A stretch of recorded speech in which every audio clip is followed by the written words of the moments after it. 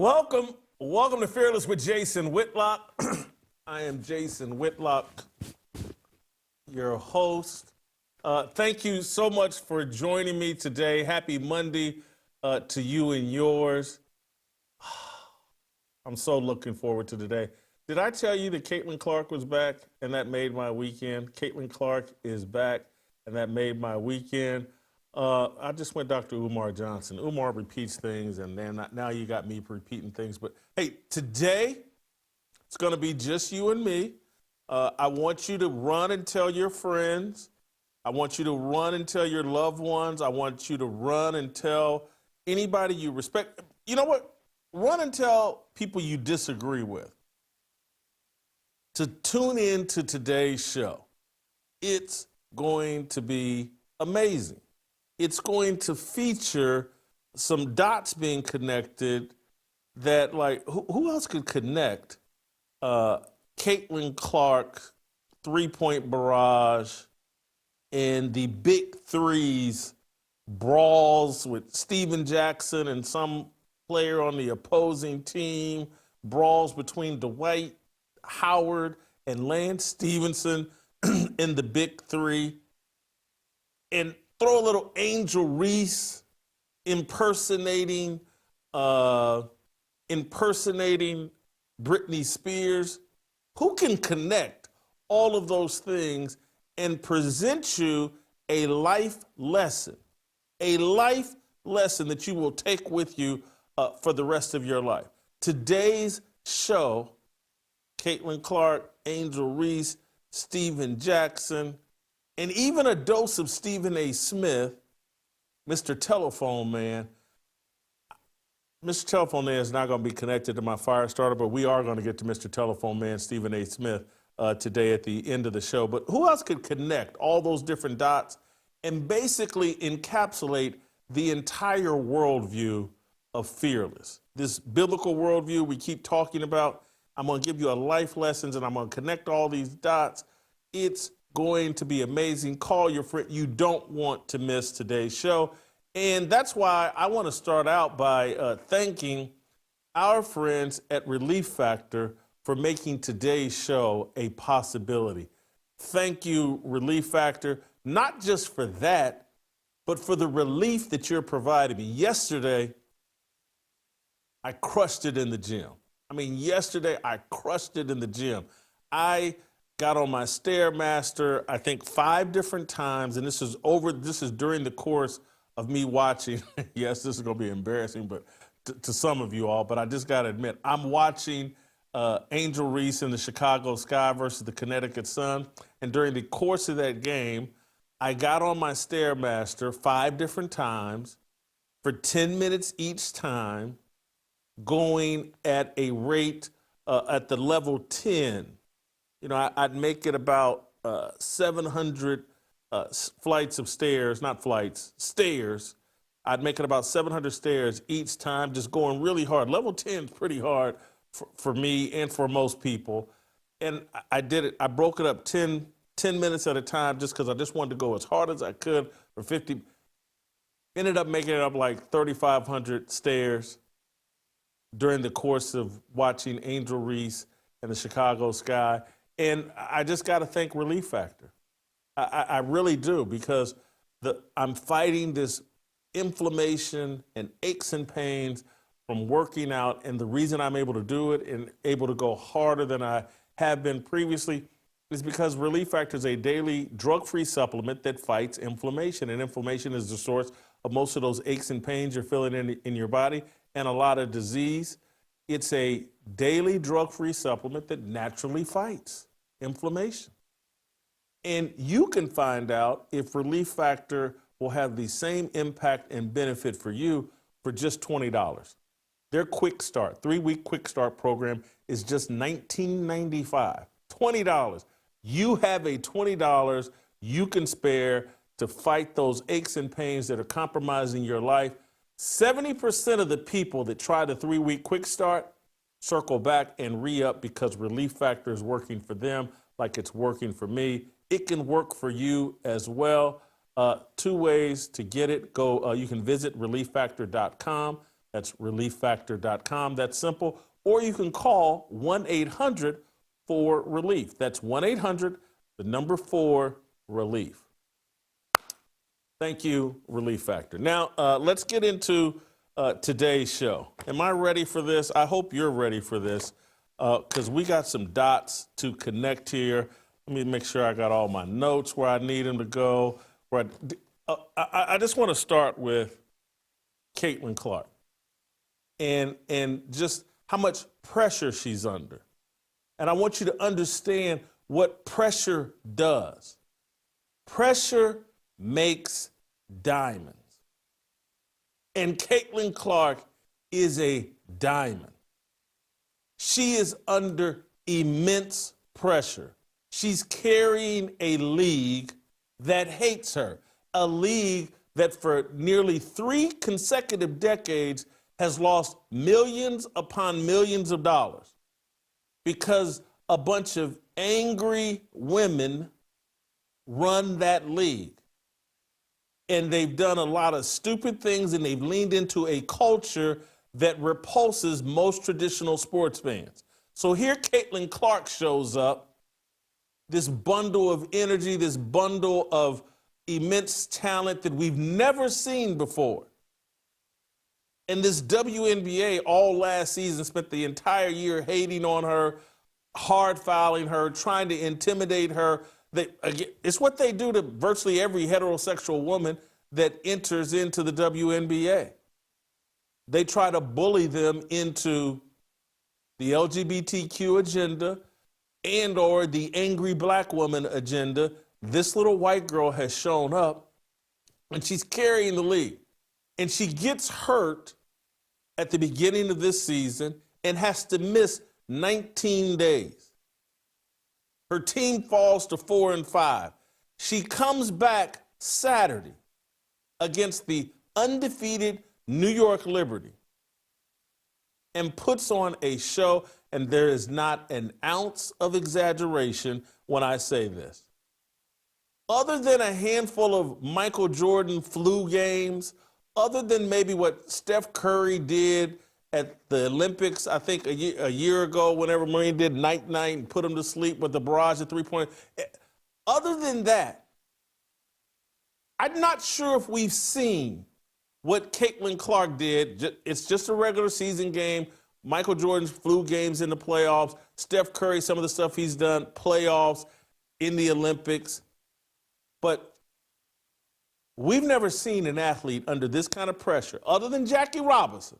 And that was in 1947 and 1948, long ago, before any of us were watching sports. That was Jackie Robinson under the kind of pressure that Caitlin Clark is, and comes out with this three-point barrage and this performance that is absolutely amazing. Can we play? Yeah, this is her against the number one. Her team's 4-5. The New York Liberty come in 9-0. They're the best team in the WNBA. I will admit the Liberty were playing without Jonquel Jones, who I believe is probably their most important player. Not sure if she's their best, but she's some 6'5", 6'6" center that handles the ball like a guard, shoots from three. Anyway, she was out.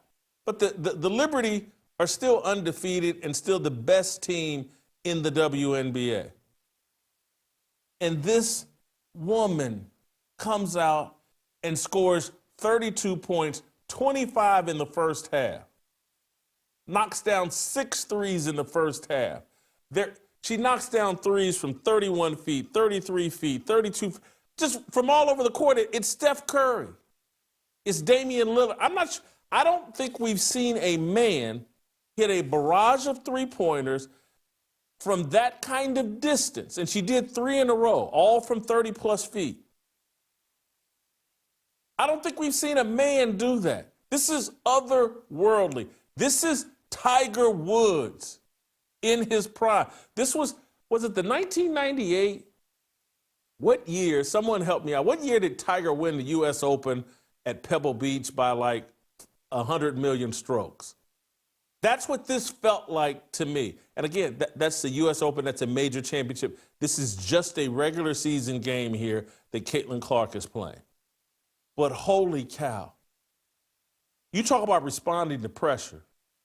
You talk about elevating yourself and becoming a diamond because of all the pressure, all the heat that she's taken from her peers in the WNBA to her critics in the media. And she just keeps going higher and higher and higher. We've never seen this. We've never seen this.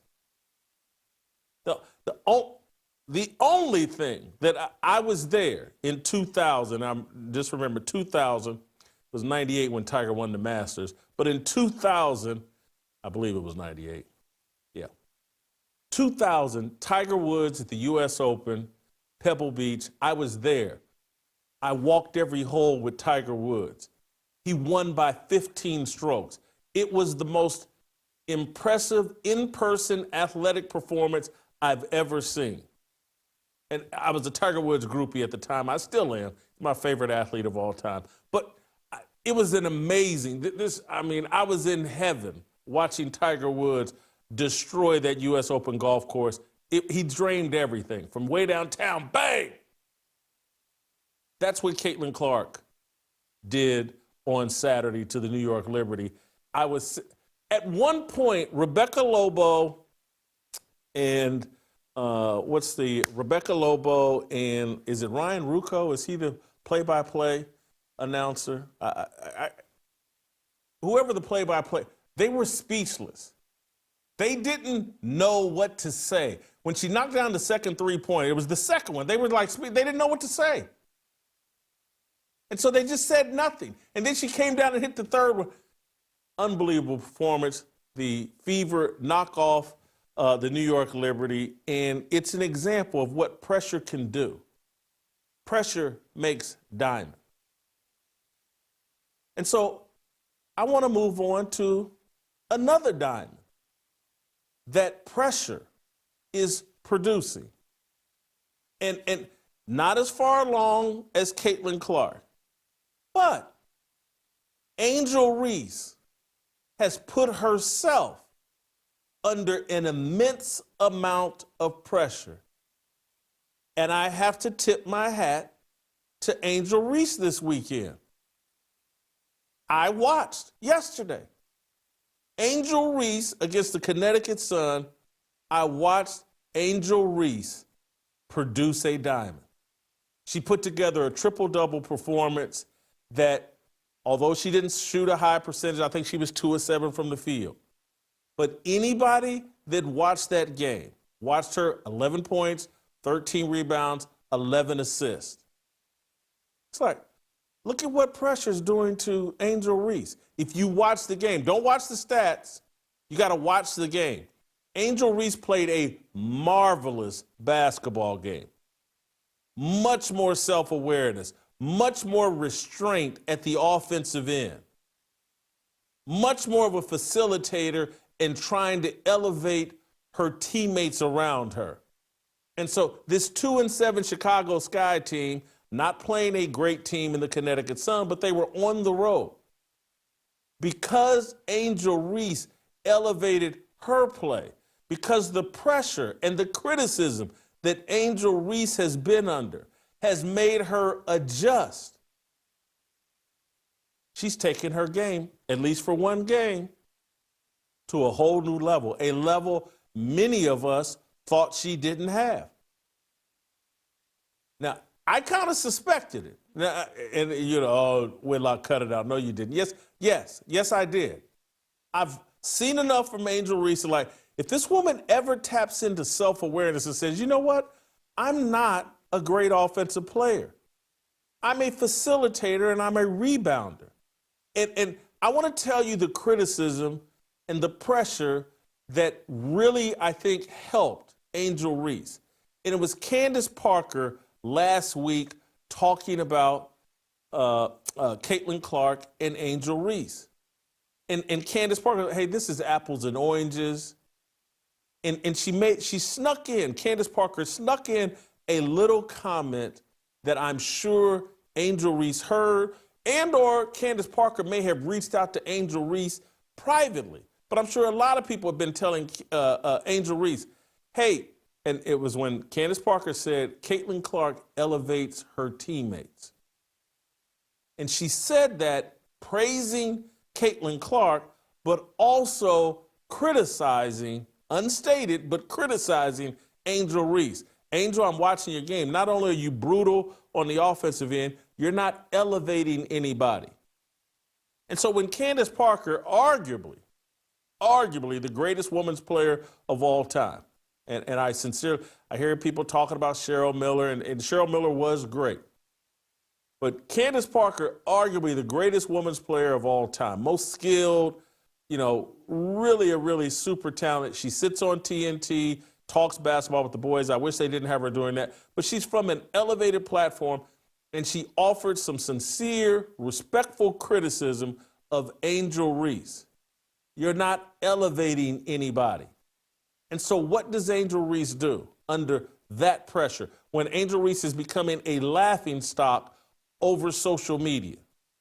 What does Angel Reese do?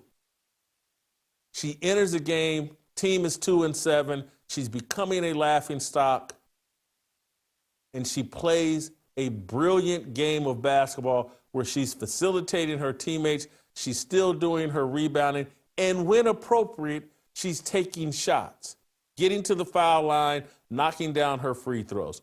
This version of Angel Reese on Sunday, that's her lane. That lane was created. The reason why she's able to see that lane is because she's been under so much pressure. Pressure makes diamonds. Pressure creates self-awareness. So does criticism. And so I want to begin, I'm going to connect these dots all together as it relates to Angel Reese, Caitlin Clark, this show, the worldview of this show. Criticism crushes delusion and creates humility. You understand that? Angel Reese has been under so much criticism that she's had her delusion crushed, and she's now being forced to lean into some humility. I want to play you a video, I believe this is SOT number 4, of the kind of delusion that many black women are under. And it's an example of just like, they've been so protected from criticism. They've been so affirmed. And the culture has been created that you must affirm black women. You must affirm their delusion. If a black woman is 275 pounds and you see her in some Lululemon yoga pants, you must affirm how sexy she is. She's 5'3", 275 pounds, wearing Lululemon yoga pants, and we have been running around affirming, oh girl, look at all that thickness. That's thick, THICC. Oh yeah, look at that thickness. That's obesity. You know how I know it? Because I have the same issue, but no one's affirming that. And that's why I don't run around in delusion that I'm just thick. I don't have that delusion. Black women do. And so we have been deluding Angel Reese for the last 3 years. Oh, when she taunted Caitlin Clark, oh, that was because Caitlin Clark taunted a Louisville player. No, Caitlin Clark did not taunt a Louisville player. That's a lie. The Louisville player said it in real time.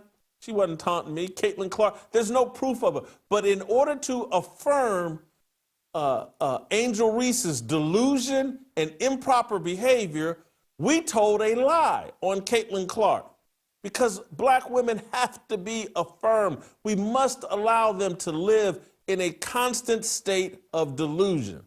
I'm going to play you what that sounds like. Let's play SOT number 4. But then you guys will say, oh, we're just trying to copy this race or that race. It's not copy, but that's the thing. We can do it all. We can do it all. Because that's what's great about us. We can do it all. That's about the white people that try to wear braids. Like, white people try to be like us all the time. Exactly. Exactly. Like, all what? It's not. And it's because they take our music, they take our styles. They want to be black, but they don't want to be black. Answer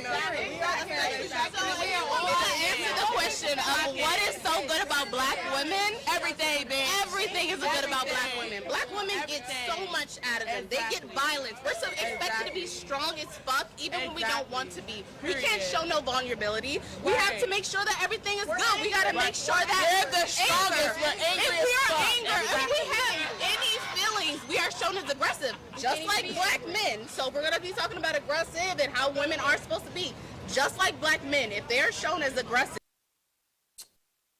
You see the young black man there, afraid, scared to death to offer any pushback. You got a bunch of black women, most of them with weaves in their hair, fake eyelashes on. Their whole agenda, their whole every day they wake up trying to Barbie themselves, trying to look like white women. But they're hosting a conversation where they're all just, white women are trying to be like us. They're wearing braids. We invented braids. All lies.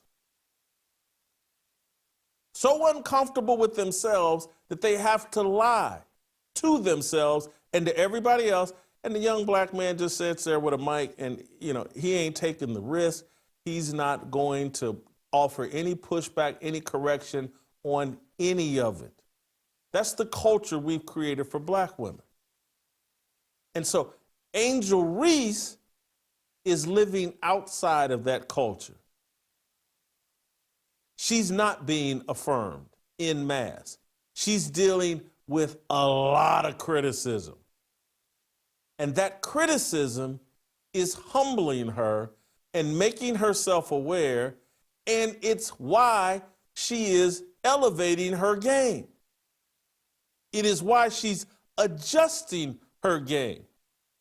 Angel Reese has a chance to be a diamond because she operates outside of that delusional, affirming world of most black women. She's having to deal with her critics. She's having to deal with criticism. Criticism is great. And this is where our life lessons come in. Criticism crushes delusion and creates humility. Humility is the source of progress and evolution, not anger or bitterness. Humility is the source of progress and evolution and not anger or bitterness.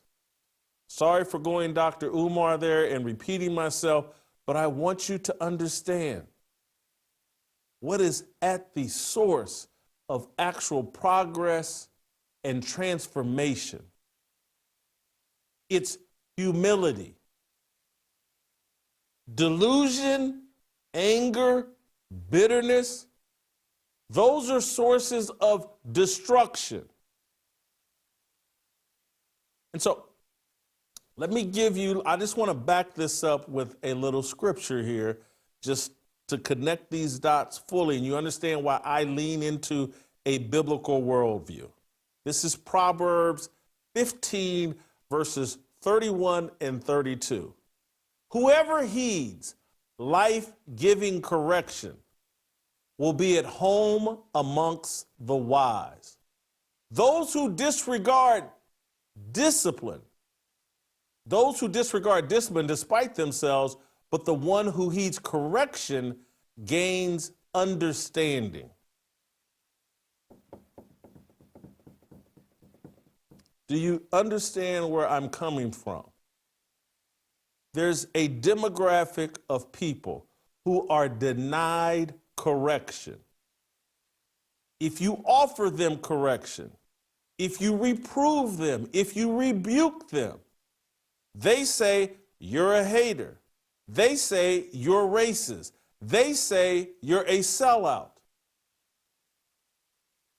They are unwise. The Bible, God makes it crystal clear. Wise people embrace correction. They don't let their ego, they don't let pride stand in the way of accepting correction.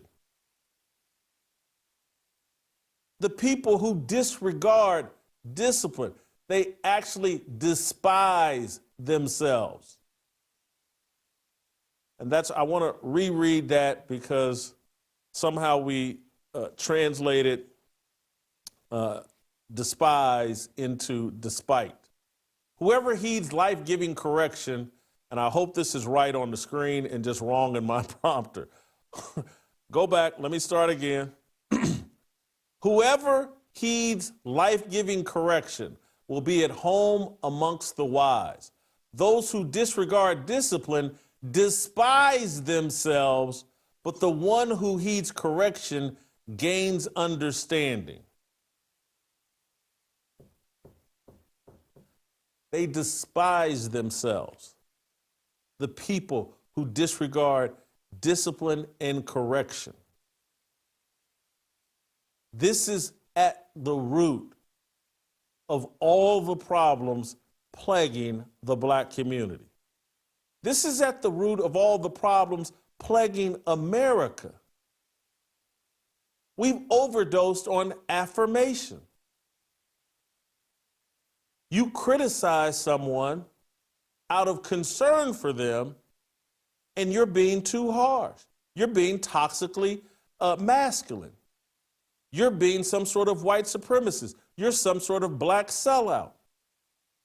Look at Angel Reese and what criticism is doing for her. She's being celebrated today for changing up the way she played basketball, elevating her teammates while elevating herself.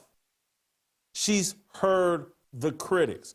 I want to play you, and here's Angel Reese, SOT number 3 on TikTok this weekend, and she looks crazy. She reminds me of Britney Spears doing this, but it's an example. Angel Reese has heard her critics. Angel Reese is well aware that her critics are killing her over social media, and while she's trying to deny and trying to act like she's not affected by it, she is affected by it. She's appropriately affected by it. She has changed her game for the better and is being celebrated today for changing her game. Criticism, it's necessary for evolution. It's necessary for transformation. It's necessary for progress. Here's Angel Reese. Let's play SOT number 3. Oh my God, you see that body? Body T. Good. Happy game day, y'all. Today we are not wearing a suit. But yeah, cute top. These pants are T. But y'all, let me show y'all the shoes. These. Come on. Is that not a heel? That's a heel. That's a heel right there. That's what you call a heel. These are GCDS. That's the only brand I know I have one in. These Chanel glasses. Don't know the pants. Don't know the top. I'll find out maybe for you. I think I'm wearing my little LV. The braids have made its comeback. And yeah, we are T. Happy game day. Oh, they stick at me. Oh, that's what it said. Whoever came up with the rebounds thing, y'all ate that up. Because rebounds, rebounds, rebounds, keybounds, keybounds, keybound, anything that comes off that board, it's mine. it's mine. And a brand, that's 6 figures right there. Whoever came up with that, the trolling, I love when y'all do it, cause like the ideas be good. Like when y'all have to alter my face and shit, cause I'm cute. All right, whatever. Like that doesn't get me. But like when y'all came up with rebounds, cause statistically, all the rebounds that I get aren't always just mine. They're like the defenses too, or somebody else's on my team. But when y'all came up with rebounds, y'all ate one little thing. Janine, we're working. We're gonna work with that. But yeah, happy game day. That's Angel Reese channeling Britney Spears and those crazy videos we've seen from Britney Spears dancing with knives and half naked or whatever. This is what I'm calling stage 2 Britney Spears. She's in the early process of Britney Spears disease. This is the early process. She may save herself, though, if she continues to get humbled, if we continue to criticize her, she might save herself and become more self-aware and adjust. That's what we're seeing on the basketball court. And so all of this, I want to go back to more big picture here. Let me transition back to just more big picture. In terms of, take the group of black women, white women, they want to be like us, they have our braids, they steal our music, but all of this insanity, while they're all dressed up trying to look like a white woman with weaves in their hair. And so what these things about white people that black women want, and black people just in general want, but black women in particular, you want the hair. What you should be embracing is the attitude. Take the hair off, take the weave off, and take the attitude on. And here's the attitude of what I'm calling exciting whites. You've seen the meme about exciting whites. Here's what exciting whites have. And here's the mentality that you should have. You're not a victim. That's the attitude of exciting whites. That's the attitude. Take color out of it because it's really not about a color. It's about a biblical worldview. It's about Christianity. You can't be a victim and a Christian. And so white people don't look for victimhood and bitterness and anger as their source for progress. They don't. We, black people, have been sold a lie that victimhood and anger and bitterness are a proper source for fuel, a proper source for progress and evolution and elevation. It is not. And so why is Caitlin Clark dominating this league? She will not give in to the victimhood mentality. And yes, I know she kissed the ring of black women trying to ease up some of the pressure on her. But Caitlin Clark, Breanna Stewart, Sabrina Ionescu, Paige Beckers, they're not waking up every day thinking about, hey, I'm a victim, and white people everybody feels sorry for me. Are they closeted feminists or uncloseted feminists? Yes. But are they filled with the kind of anger the typical black woman is? No. And that's why, if you look at the WNBA, excluding Nafees Collier, the Minnesota Lynx forward, who's probably going to be the MVP, who, I'm just adding this piece of information for context, married to a white man. She doesn't have that stereotypical victim mentality and anger that most black women in the WNBA have. And yes, I know the idiot Nafees Collier stood up and honored George Floyd and read some script about George Floyd.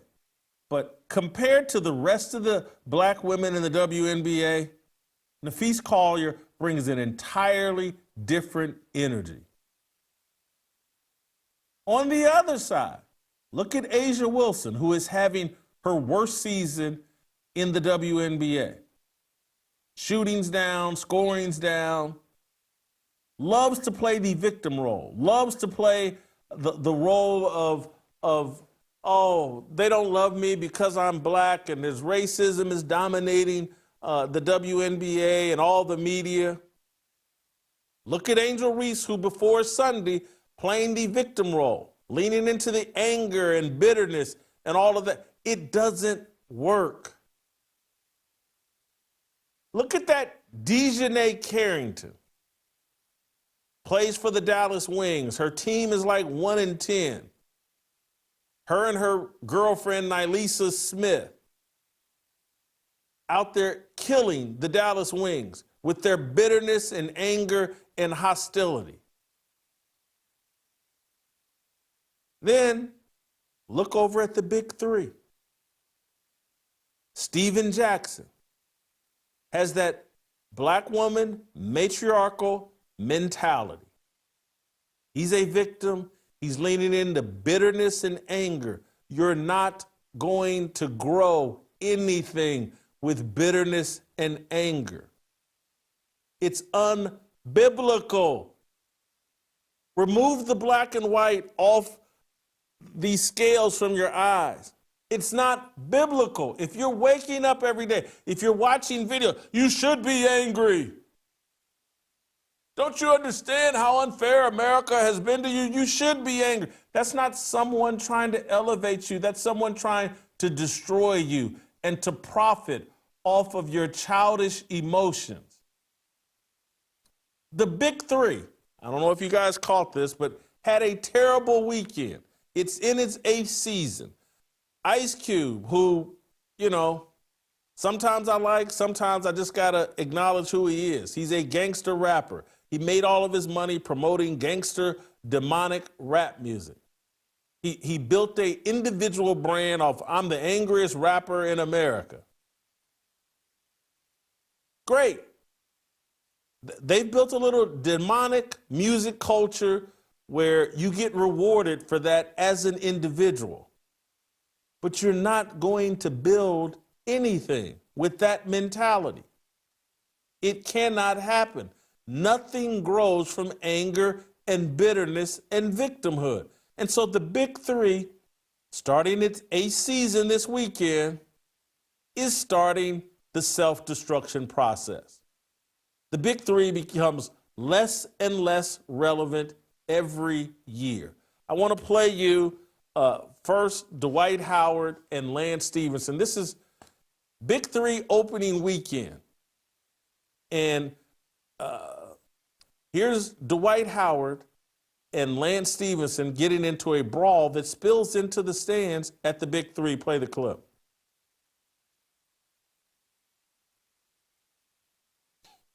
This is big three opening weekend. No one's going to be surprised when we hear, hey, shots fired at a big three basketball game. No one's going to be surprised. No one. This is the culture, the atmosphere. This is what the big three is producing. A bunch of solid to good former NBA players that are in their late 30s, early 40s, that are still little babies and children who can't play a basketball game without getting into a fight that spills into the stands. Then Stephen Jackson, a coach in the big three, went from player to now coach. He gets, after they lose their opening game, this is all played in the same venue, after he loses his opening game, he tries to fight an opposing player. And then, let's play the altercation. I believe it's video number 7. Yeah, this is Stephen Jackson trying to get in a fight with an opposing player. They have to be pulled away from each other. Stephen Jackson's 47 years old. He's the host of the All the Smoke podcast. He came to increase fame because he was friends with George Floyd. Stephen Jackson loves to lean into the victimhood mentality, into the rap, anger, gangster rapper mentality. He's not evolving. Stephen Jackson is at 47 is the same person he was at 18. That's unhealthy. If you are 47 and you still think and act the way you did at 18, you're doing life wrong. Here's Stephen Jackson after the game with his team and with other personnel, trainers and staff in the locker room. Here's Stephen Jackson acting a complete fool like he's a gangster rapper at 47 that has shown no evolution, no growth, no elevation. He's the same person, same uncorrected person. Play the clip. All kind of shit. When somebody want to fight, they want somebody to grab them. Same bitch ass at the hotel begging me for shit. Now y'all want to show out in front of these people. When you get burned with me, I'm not these. Google me, bitch. I will burn one of you hoes. 47 years old. This is, we love to have conversations about, the athletes, the black players, they need to start their own league. They need to start their own league. Who's going to run it? Who will want to be involved with it? This is what it would look like, the big three. 8 seasons in, and Stephen Jackson, a gang member who will not evolve out of that mentality, who checks in with O-Block when he visits Chicago and other gang territories, who is still the 18-year-old boy he was at age 47. His lack of evolution has been rewarded by the world and the mainstream culture. This is what mainstream culture wants. This is what the culture wants for black men. Remain angry, remain bitter, think of yourself as a victim, hate white people, and you know what? We'll promote the hell out of your podcast, All the Smoke. We'll make people think you're someone worthy of being followed. We'll make you the head coach in a basketball league started by Ice Cube and his Jewish partner. We will promote the hell out of you. We'll put you on ESPN. We'll put you on Fox Sports. You haven't evolved at all. We want you out there as a symbol to other black men. Don't evolve. And we will pay you hundreds of thousands, if not millions of dollars, as long as you're willing to lean into bitterness, anger, and never evolve, and stand out there as a symbol of idiocy and depravity and degeneracy.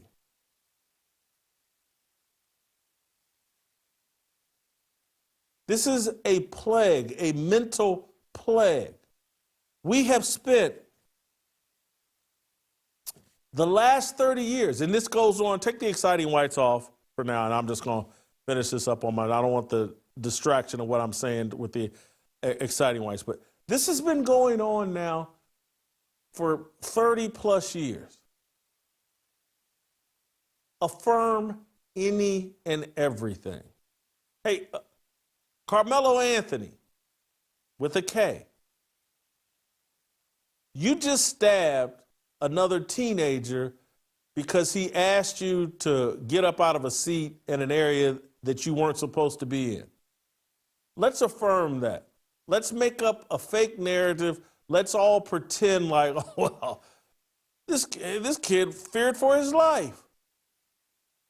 Austin Metcalf and his brother were threatening to kill him, and he had no choice but to stab him. Let's start a GoFundMe or a Give Send Go, and let's send $1 million $500,000 to Carmelo Anthony and his family. Let's affirm Carmelo Anthony's behavior because everything has to be affirmed. You think I sound crazy when I'm saying Carmelo Anthony's father should not be affirming his son's behavior. He should not be trying to lessen the consequences on his own son by smearing the victim of that murder. Carmelo Anthony's father should have dragged his son down to that police station and the police had already locked him up, but should drag him back and be like, hey, my son made a mistake. Going to throw ourselves on the mercy of the court. We want to make this as painless as possible for the Austin Metcalf family. We're going to support my son while he's incarcerated. We do want mercy. He's a young kid. If somehow we can lock him up for 20 years or 25 years with a chance of parole after 15, 20, we would love that. But we're throwing ourselves on the mercy of the court because my son did something horribly wrong and he must suffer the consequences. You just can't affirm any and everything. And that's what we've been doing in this society. Hey, my 7-year-old child who's got a bat and balls between his legs, he thinks he's a woman. You don't have to affirm that. You're not being a good parent by affirming that. You disciple and tell that child the truth. And you correct him in love with truth. But we have created a society that affirms everything. Hey, your team just got its brains beat out, but I'm going to pretend like you were the winners too, and here's a trophy. Kids face no consequences, and we wonder why they're lost, have no respect for the older generation. The older generation, we failed kids. We've affirmed any and everything. Hey, some gay people, hey, I want to be married just like straight people. Hey, I want to adopt kids just like straight people. We've affirmed that. Yeah, let them get married. Let them adopt kids. Let them bring drag queens in to read books to kids. Let's affirm any and everything. That's the problem with this society. It's universal. You can see it most acutely in the black demographic because you know who is supposed to correct, who's not supposed to affirm any and everything. It is man. Man fearing God and obeying God above everything else. His wife, his children, his grandmama, his mama, his fearing and obeying God is supposed to draw a line in the sand and say, hey, we're not affirming that. That's wrong. It's my job. This is unbiblical. It goes against his word, so we're not affirming that. That's man's job. Man has spent the last 80 to 100 years affirming women and compromising on everything and never drawing a line in the sand. Do you see the connection I'm making here? Look at Angel Reese. For those of you that love Angel Reese and love black women, she is not being affirmed and she is growing and getting better.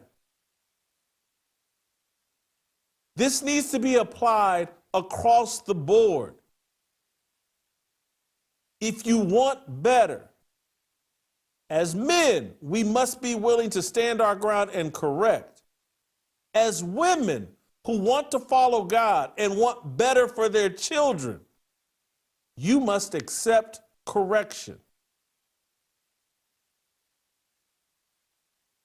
and adhere to, change course, repent once corrected. Your ego, your delusion cannot stand in the way of correction unless you want the results that we keep getting.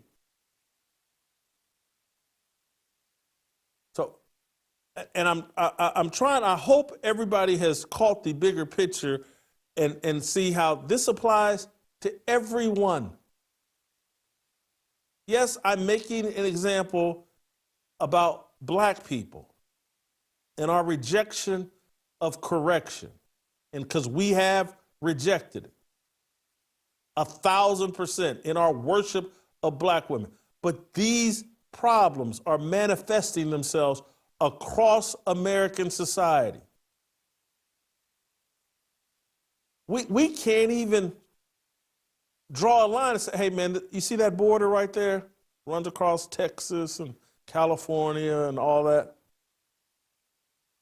We're not affirming your citizenship if you've crossed these borders without permission, without going through the proper protocols and processes.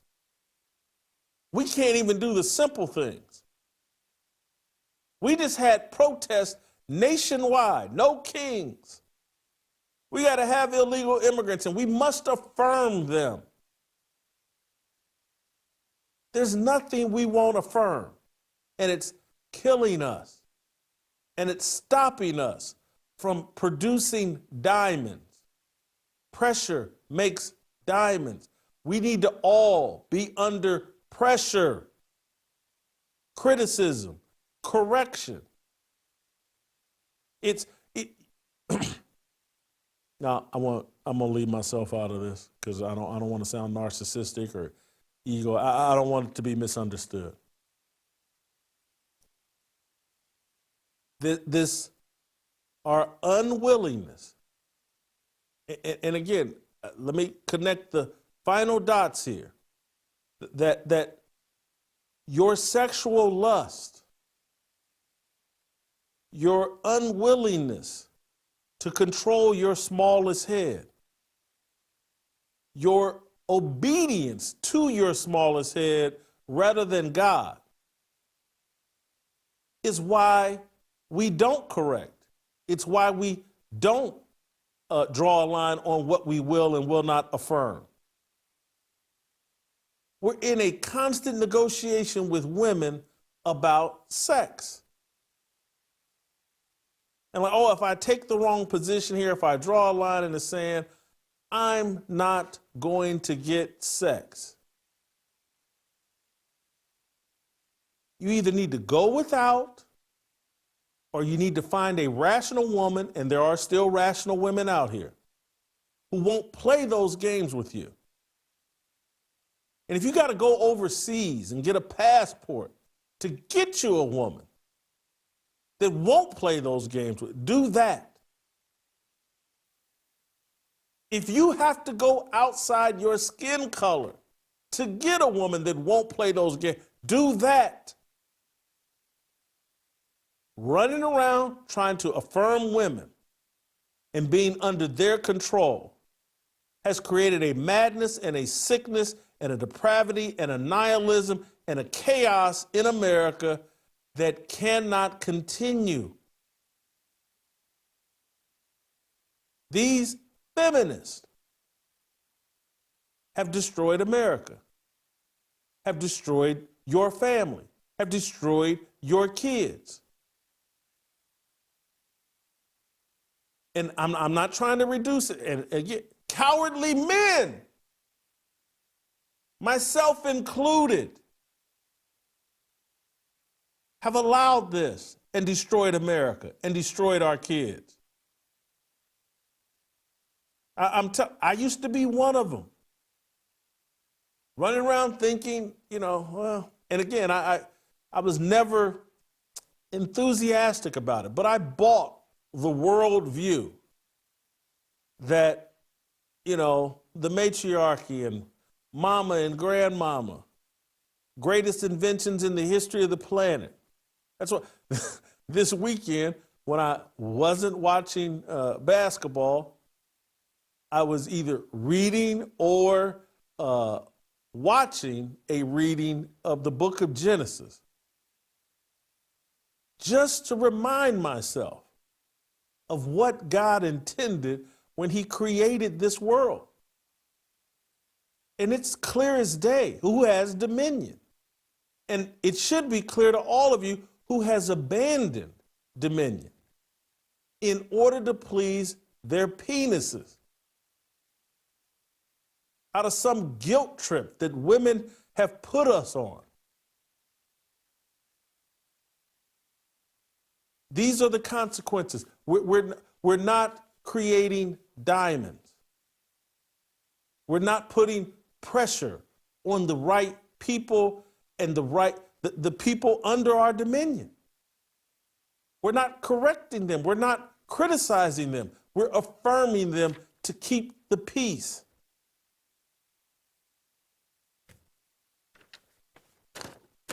Peace is very overrated if there's no obedience to God.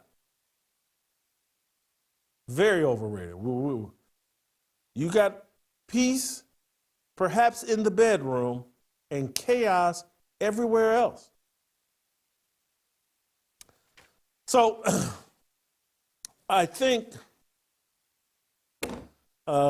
that's all I want to say on that. I hope that I did it justice. I think that I did. I'm checking my notes here to make sure I covered everything that I wanted to cover. Caitlin Clark, Angel Reese. Caitlin Clark is a true diamond.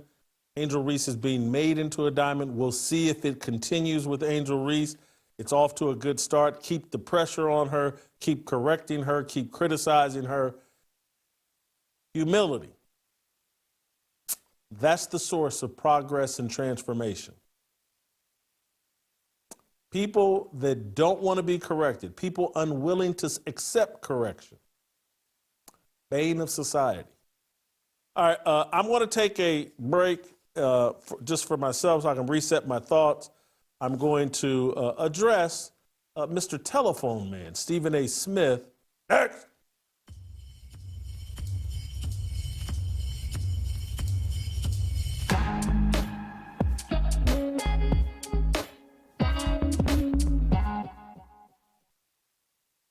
Chad is taking a significant deep dive into the legacy and impact of Martin Luther King Jr. A hero. He's considered to be a leader. He's considered to be almost like a deity. The reason why I think your documentary has a chance, if people just put on their thinking cap for a minute and just think about what we're seeing right now. He exploited a grievance, and where there was no grievance, he created one rhetorically. Martin Luther King, force for good or force for bad for black people and American culture? Force for bad. Total force for bad. But we're attaching a lot of stuff to MLK that didn't originate with him. Stuff that was plagiarized. But he was a good orator, so he made it sound good. Martin Luther King, not only did he have all the answers, but who else could have done it?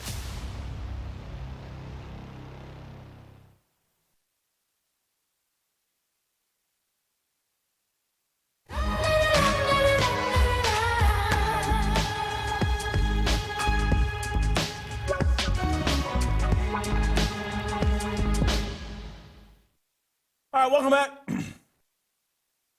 Many of you will jump to the conclusion, Whitlock, you beat up Stephen A. Smith. Why are you beating him up some more? Because he deserves it. Stephen A. Smith, at the NBA Finals on Friday, Pacers OKC, playing to any basketball purist, one of the best NBA Finals series we've seen in a long, long time. This is a beautiful brand of basketball OKC and the Pacers are playing. Games have been thrilling, mostly tight. Game 4 was possibly the best game. In my view, didn't have the best finish because I'm a Pacer fan, but this is a great showcase of what the NBA could be. It really is. Likeable Shai Gilgeous-Alexander, likable Tyrese Halliburton, likable. I can't think of a bad guy in this series. I can't think of anybody in this series who's unlikable. These guys mostly present themselves in a masculine fashion, and they're passing the ball and moving without the ball, and they're just not jacking up threes. I mean, the only thing you can get a complaint about is like the refs are a little soft on Shai Gilgeous-Alexander when he pushes off, but this is great basketball. Game 4 was tremendous, and in the third quarter of Game 4, Stephen A. Smith was caught on camera during play. There's action on the court, and Stephen A. Smith is playing solitaire on his phone. Let's put up the real picture. That one there is a funny picture. That's me on Stephen A. Smith's screen. But I think there's a real picture. And this woman named Kimberly, she was sitting behind Stephen A. Smith, took the pictures. People were, is this real? And she jumped in her Twitters and she owned every bit of it. And then people followed up behind her and offered up video proof. Let's play SOT number 10, the video evidence. Here's Stephen A. Smith with play going on, and there it is. He's playing solitaire. Stephen A. Smith caught in 4K in real time. This man is being paid $20 million a year to be the face of ESPN. He pretends to be a hardcore basketball fan, and he's playing solitaire at the NBA Finals during the game. When I keep telling y'all he's a fraud and a plant and his whole background and narrative are invented and made up, this is what I'm talking about. Oh, I played basketball for Big House Gaines at Winston-Salem State, and I knocked down 17 straight three-pointers, and they gave me a scholarship on the spot. And I played on my high school team, but I got cut or I got kicked off the team because I failed one class. Oh, I played at Fit University, some fashion school. I played on their junior college team, but I didn't. I got kicked off or I quit the team.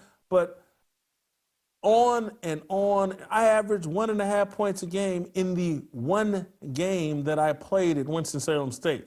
Oh, here's the fake picture of me on the Winston-Salem State team, and here I am with my 6'3" former teammate Gary Stevens, who is now 5'9" or 5'10" because of a skateboard accident, and he lost 6 inches over the course of 30, 40 years. I mean, it's on and on and on. Everything about Stephen A. Smith is fraudulent. He's got Winston-Salem State playing into this. He's got some of these guys are actual former Winston-Salem State teammates or former Winston-Salem State players. They're playing along with this. I don't know who all Disney and Stephen A. Smith have potentially cut a check for to go on with this lie that Stephen A. Smith is some former college basketball player, that Stephen A. Smith is some passionate basketball fan, some hardcore Knicks fan. The guy can't even be at the NBA Finals without hopping on his phone to play solitaire and then taking to Twitter. When busted, he took to Twitter to lie about it. Here he is. Yep, that's me. This is Stephen A. Smith on Twitter. Yep, that's me. Who would have thought I can multitask, especially during timeouts in all capital letters. Hope y'all are enjoying the NBA Finals. This is going 7 games now, peeps. So he's lying and saying this is during a timeout. People then brought the video evidence that it wasn't during a timeout. And some, guy hopped on Twitter. Stephen A. is lying. This photo was taken during gameplay, not during a timeout. And didn't Stephen A. have another response? Maybe one more where he put up some kind of little fake picture of himself with the game on one screen and Solitaire on the next screen. This is a pathological liar who sits atop ESPN, the alleged worldwide leader in sports. They will take no action here. This type of action in a real world would get someone fired. If I've been in a work environment where I was the decision maker and we caught someone at work while working on another show that they were doing for someone else, someone they were dating. They're at work working on something else. They got clipped and fired. And there have been people that have hopped on the internet and said, yeah, this is commonplace. This isn't a big deal. And there's some people that I halfway respect that are making some argument. This is what people in the media have been doing. And I'm like, nah, man, this ain't what people, I've been at this way too long. Way too long. This ain't what people are doing while at the NBA Finals, the Super Bowl, the Stanley Cup, the World Series. This isn't what they're doing during playoff games. This isn't what the overwhelming majority of sports writers are doing during regular season or even preseason games. What ESPN used to be about and what sports media used to be about is that legitimate fans who took an interest in journalism covered these sports. And so someone that's the face of ESPN, someone who's the face of their coverage of the NBA, would generally speaking be such a hardcore fan, they couldn't imagine playing solitaire during a game. They would actually be enjoying the game and taking notes during timeouts because this is what I do with my friends, and this is what everybody I know in the sports world has traditionally done. Timeouts. Now I turn to another media person who's a passionate sports fan, and we talk about what we're witnessing and what's going on. Stephen A. Smith should have been busted arguing with Kendrick Perkins about what's going on the court if he actually cared about the game. Playing solitaire, that is a fraudulent person who knows nothing about sports, cares nothing about sports, who's been given a thesaurus and been given a bunch of writers who tell him what to say about sports.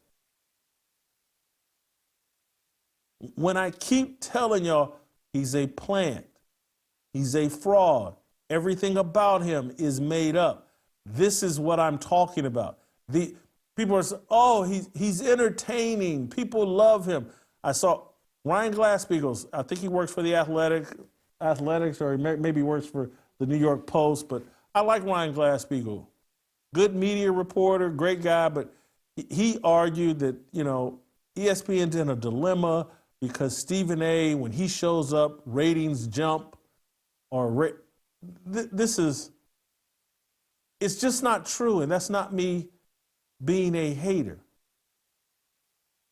Stephen, $20 million a year. I just want you to understand what's happening. Stephen A. Smith's First Take show gets about 460,000 viewers a day. Sean Hannity on Fox News gets about 3 million viewers a day. How can Stephen A. Smith be making the same kind of money as Sean Hannity? How? Or Jesse Waters. And I'm not saying that Jesse Waters and Sean Hannity drive ratings, Fox News, that organization, that brand is so strong that 2.75 million viewers are going to show up at that time slot no matter who's on the air. It doesn't matter. If someone with a little talent and a little edge shows up, maybe it jumps another 250, 300, a Tucker Carlson situation, maybe 500,000, whatever.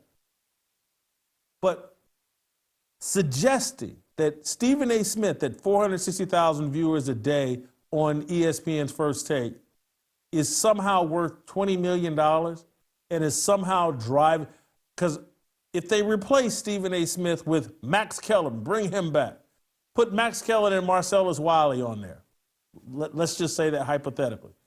Stephen A. Smith draws 460. Those guys together would probably average 390. Maybe 400. Who knows? Maybe they do a better show. Who knows? But this myth, because again, the guys that actually drove ratings and drove real numbers, like Pardon the Interruption used to do 1 million viewers, 1.5 million viewers a day in its heyday. Stephen A. Smith has never approached that, and I get they were doing a 30-minute show, and Stephen A. Smith does a 2-hour show. I get the difference. But he's not worth the 20 million, and he's not in the position he's in because he's so entertaining. He's loud and boisterous, and they've spent 15, 20 years trying to convince you and convincing you that what he has to say about sports is important. It's a marketing ploy. It's no different than convincing you, and they've done it, that Cardi B is some sort of musical talent and entertainer. She does profane nursery school rhymes, sexualized, and gets naked, and they've convinced you she's a musical talent and that this is somehow some sort of great music worthy of Grammys. That's a marketing ploy. It's not the truth. She has no skill other than getting naked. Anybody from Sexy Red to Cardi B, any of these male rappers, they're not talented. They're installed. And they're installed to promote a buffoonery that the puppet masters want from a certain demographic. Stephen A. Smith is a buffoon, and he's installed to race bait and promote a buffoonery and to platform other buffoons and to racially divide.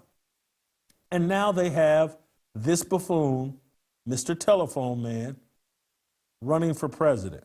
It tells you what they think about all of us and the future that they have planned for all of us. Only clowns get to run the clown show they're preparing for all of us.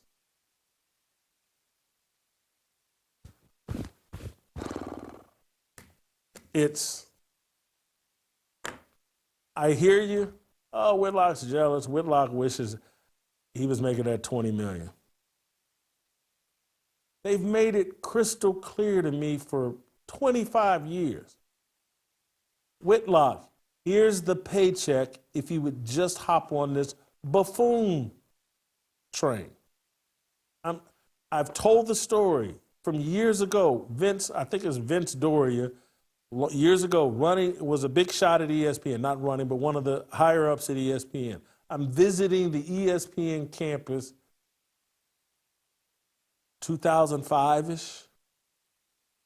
Stuart Scott is elevating as a superstar broadcaster at ESPN, whatever year this is. Maybe it's 2003, 2000. But Vince Doria told me, mentioned Stuart Scott, said, hey, man, it's a great time to be authentically black. And he was referencing Stuart Scott. And I told him then, hey, man, that's not what I do. I'm a journalist. I'm trying to give a smart take on sports. I'm not trying to do a hip-hop impersonation. and clown show. And I've never swayed from that. Not because I'm some great human being, because I'm not. It's just never been me. Now, I can crack jokes and be self-deprecating and be fun. I can do all of that. But at the end of the day, do I want people to think that I just yell and scream and play the race card and am some sort of angry, bitter clown? And that I'm just going to sit on air and let other angry, bitter clowns say whatever they want? Never been me. And it's put me at odds with a lot of people. And some of you will sit there and think, yeah, Whitlock, he just fights, beefs with other black people in the media. You don't at all know my resume. My mentality and approach put me at odds with Mike Lubica and the people that ran the Sports Reporters. They booted me off that show because I wouldn't play along with their Barry Bonds is the devil and he's the worst person in sports and he's the only one.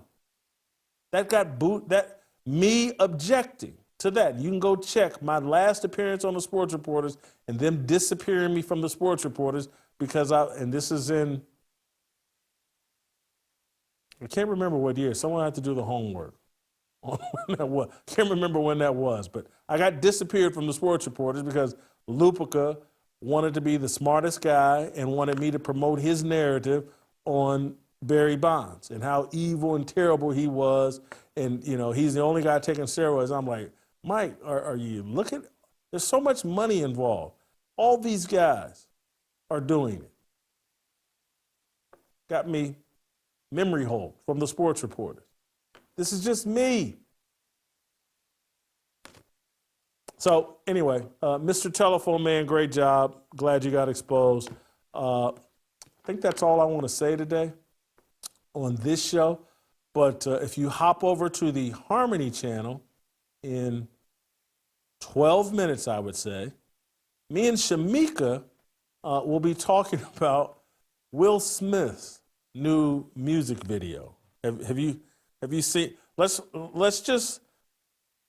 I think we don't have any audio with this, but I just give them like 10 seconds of Will Smith and his Pretty Girls video. Just 10 seconds. Just play it just for a short time. Can we play that? Me and Shamika are going to talk about Will Smith's latest song, Pretty Girls.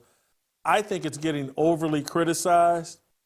This is just typical cheesy, cringy Will Smith. We'll be talking about that. That's enough. We'll be talking about that on the Harmony channel with Shamika Michelle and I. We'll play tomorrow, and we will see you tomorrow.